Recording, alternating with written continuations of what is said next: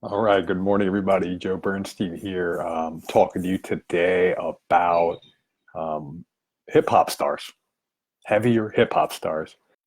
Actually, you know what? Before I get too started, I can feel myself taking this too seriously, and it's kind of a really profound but kind of goofy concept too. So I'm gonna like do some of my facial stretches and open my eyes a little bit. Anyway, welcome. I love it when they call me Big Papa. Right. So I was actually about to get in the shower this morning and I had this hit, this instinct to go ahead and, hey, Angel, what's going on? You might like this message. So I had this instinct to turn on some Notorious B.I.G., some the song Juicy specifically. That song just like runs through my veins. I love that song.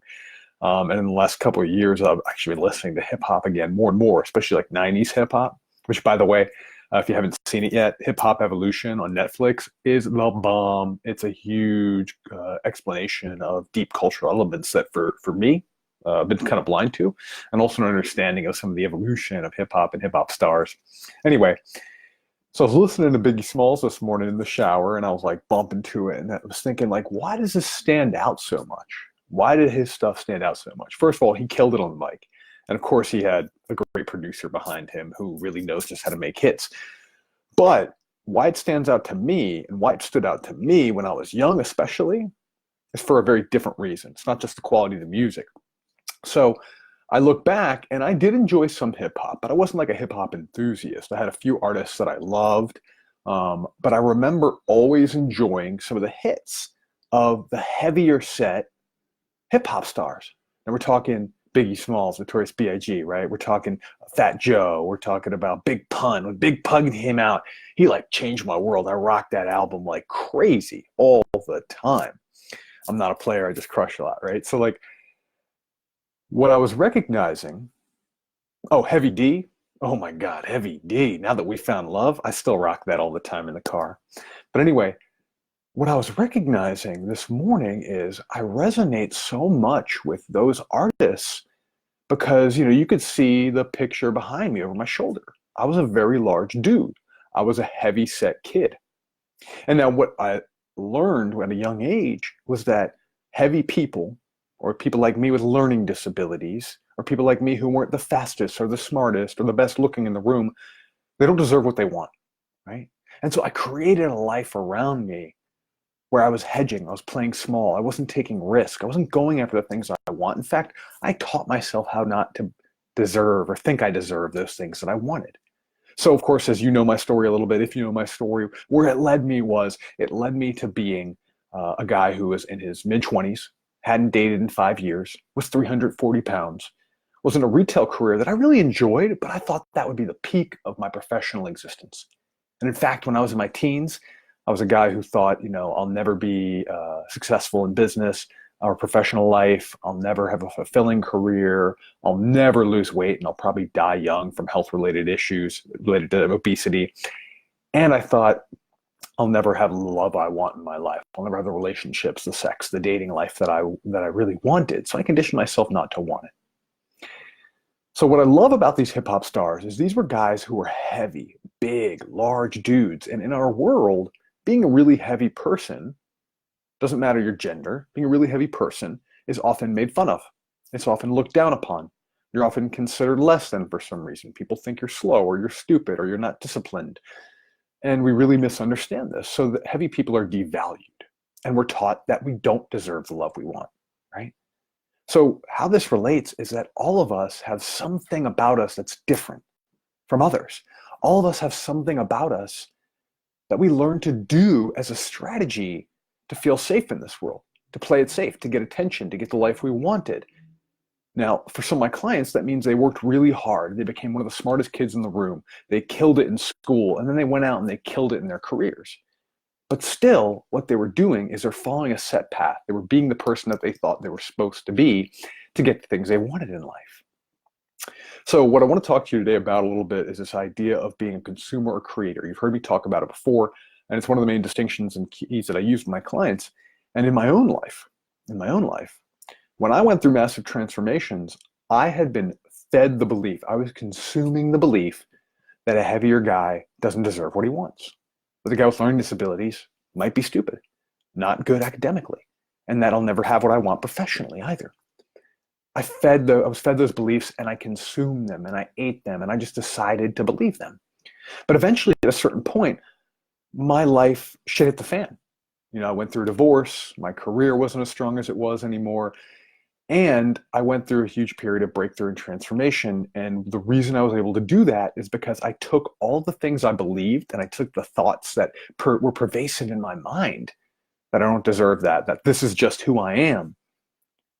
And I decided to throw them out. I decided to stop consuming them. I decided to start creating new thoughts, new beliefs, and consciously doing this very much with language, with intention, with action, with the things that I did in the world to change my body, to change my mind, to change who I believed I was and what I believed I deserved socially, romantically, financially.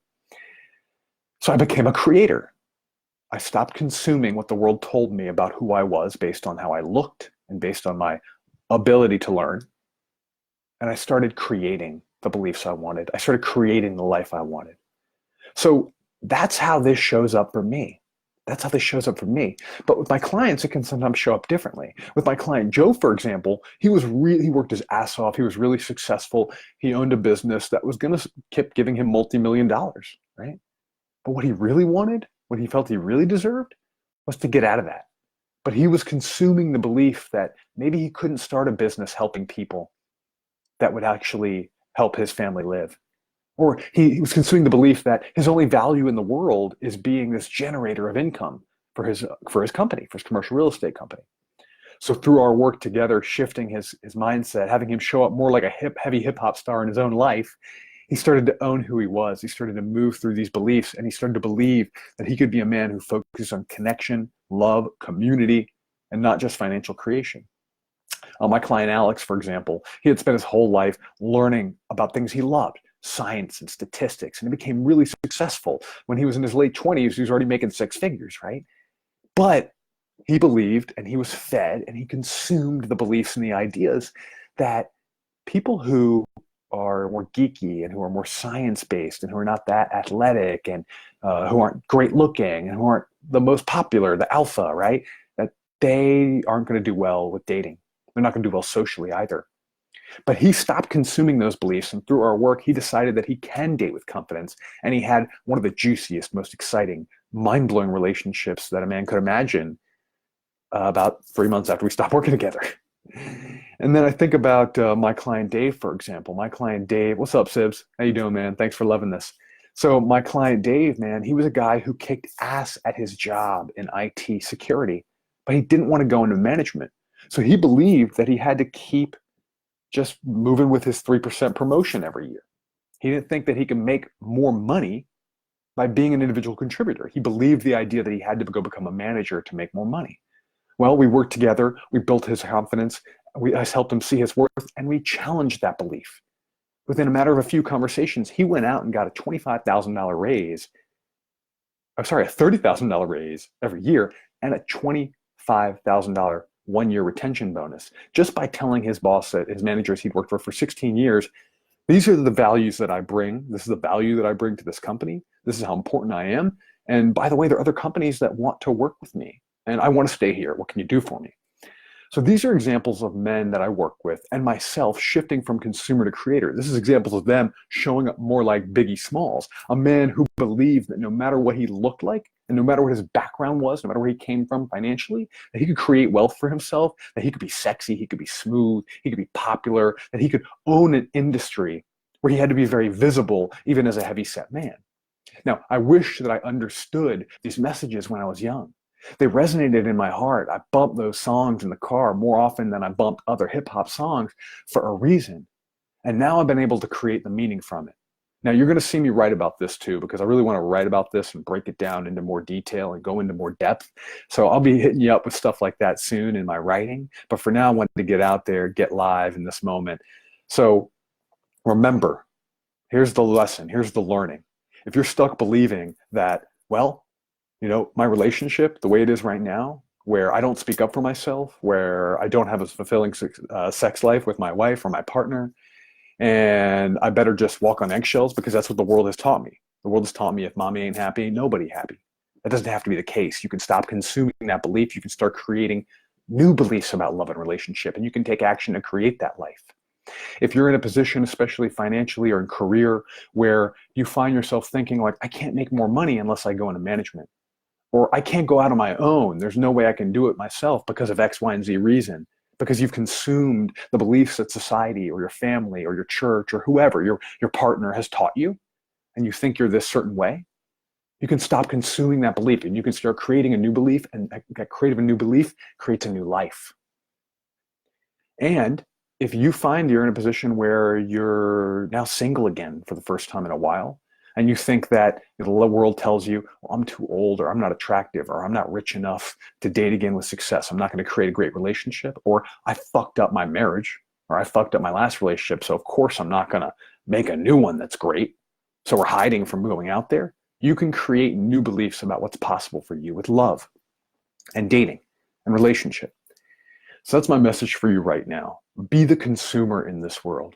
So here's what I want you to do just for today, right?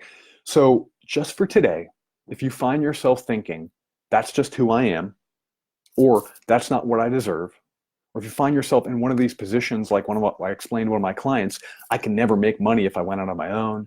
If I leave this relationship, and there's no way I can get a better relationship, I don't actually deserve to speak up. I'm afraid to speak up in my relationship or to my boss. If you find yourself thinking these things, I want you just for today to question that belief. Just question it. That's all. How do I know? Just ask yourself this. How do I know that for a fact? Find the proof. Challenge yourself to find the proof. And if you can't find the proof, then maybe it's time to start choosing a different belief and then start taking action from that new belief. So that's it. When you find yourself thinking, I can't, there's no way, that's not me, just ask yourself this. How do I know that's true? How do I know that's true? That's what I got for you today. If you love this, if you like it, give me an emoji, give me a comment, share it with somebody. I'm out for now. I'm going to go turn some hip hop back on probably and do some writing. Peace.